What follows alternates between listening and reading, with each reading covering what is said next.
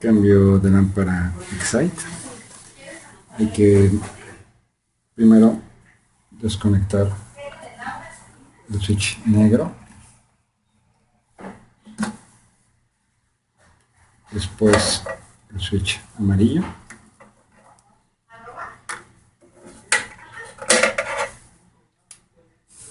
la palanca de seguridad de la lámpara, y la lámpara sale prácticamente sola.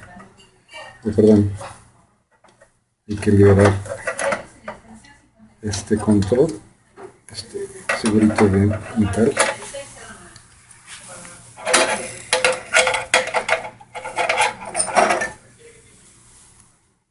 Son las palanquitas hacia arriba.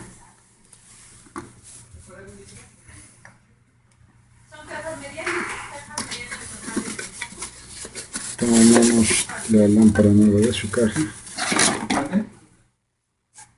Quitamos la funda protectora de plástico.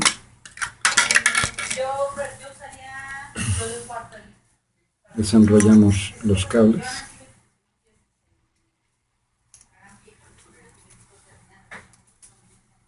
Y la lámpara tiene una etiqueta que dice este lado hacia afuera, this side out.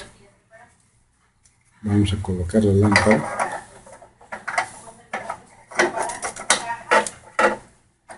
Pasamos el cable amarillo por la parte de abajo y solamente tiene una forma de entrar el contacto.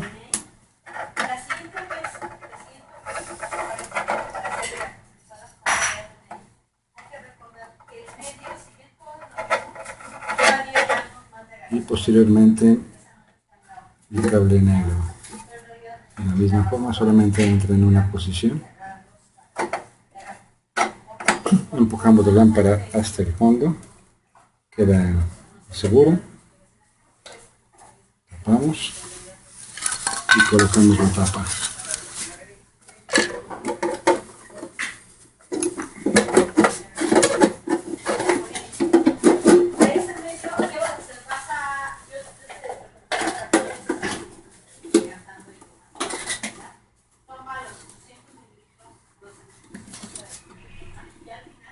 Eso es todo.